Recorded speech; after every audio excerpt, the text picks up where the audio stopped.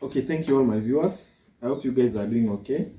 So I just wanted today to talk about what we call mastitis. And normally, even most of the guys normally call me and tell me, Agre, I normally have challenges with mastitis. But mastitis is something that you can address as a farmer, and you need to be aware and know what mastitis is. Actually, basically what farmers are missing is the bit why mastitis comes into being in a farm, especially for the high yielder farmers. One thing you need to know is mastitis causes an economic loss in a farm, and it comes as a result of especially when you are not practicing good hygiene, especially adder hygiene and general hygiene in the farm. And also sometimes you may be practicing hygiene, but the way you are doing it might not give you positive results in order for you to curb mastitis. First of all, understand that we have subclinical mastitis, we have clinical mastitis, and we have chronic mastitis. Most of you farmers normally encounter what we call clinical mastitis and chronic mastitis. Subclinical mastitis is something that you cannot be able to see, you as a farmer. Physically, clinically, you cannot be able to see. But for clinical, you can be able to see because you see your cow is adder red, and the adder is red. The inflammation of the quarters, the adder is sometimes inflamed one side and the other side is not. So those are some of the things you can see. And when you milk, you find that either the milk is having stains of blood, maybe sometimes also coagulated milk, so the flakes of milk white. So those are some of the challenges that you guys can be able to face, and you can be able to see that you have mastitis. That's when you can be able to, but there is a condition whereby you cannot be able to see what we call subclinical mastitis. You cannot be able to see when a cow has subclinical mastitis, and this one can only be run when we have a test in the lab, and you can be able to see that this cow has mastitis with an expert who takes the sample. But for you as a farmer, you'll only be facing reduced production gradually. The cow reduces milk, and at the end of the day you say that this my cow is reducing milk gradually.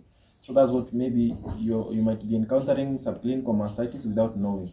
But all in all, once you know that mastitis is there, you need to do what we call adder hygiene, whereby you ensure that the environment where your cows are sleeping is very dry, there's no wetness. And there are some farmers who normally wash their dairy units every now and then. The shed is being washed every now and then, and it's very wet. The moment you predispose this floor to be wet all through, you also produce a good environment for the bacteria to multiply and to breed. So what you're supposed to do is to ensure you wash clean, and again ensure that it dries clean. So once it's dry, any given environment which is very dry doesn't give a good environment for the pathogens to multiply. But once you wash, it's all wet all through, it's also a danger to you and to your cow in terms of in relation to mastitis. Cow a lot of justice, or your dairy had a lot of justice if you do a ban. You know, most of the people construct their houses and they just construct like a house, and there's no ventilation and there's no flow of air to ensure that the floor dries clean. So what I'm going to urge you, once you are after milking your cow, ensure that you milk your cow properly. Apply the salve, then milk, then the cow relaxes whenever you are using the salve. So like the milking salve, I've always emphasized that you use the champion milking salve. Ensure that you maintain the cleanliness of the salve, because some of the people buy the salve, yes, but you find a lot of that. So once you apply, then you do the milking, you finish in time, then again apply.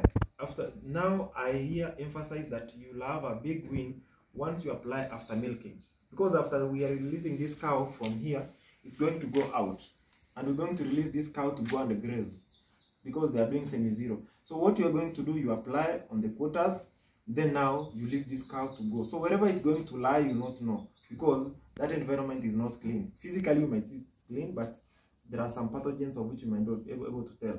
And again, once they are grazing, some of the bruises, it gets some injuries on the quarter. So wherever you are applying the salve, which is medicated as dichlorophene and lanolin, lanolin often soothes the skin, and again it also treats, so at least you don't have any infection on the udder. So you're going to avoid mastitis and you're going to maintain production. So our aim is you maintain production so that you don't keep on withdrawing every now and then that my cow is on medication every now and then, because you have people to serve the milk with, and that's the bottom line, and this is your factory. So you need to ensure that there's hygiene so that at least you get good production at the end of the day. So what I'm going to urge my viewers, you just subscribe, like our page, and support us where you can. Thank you.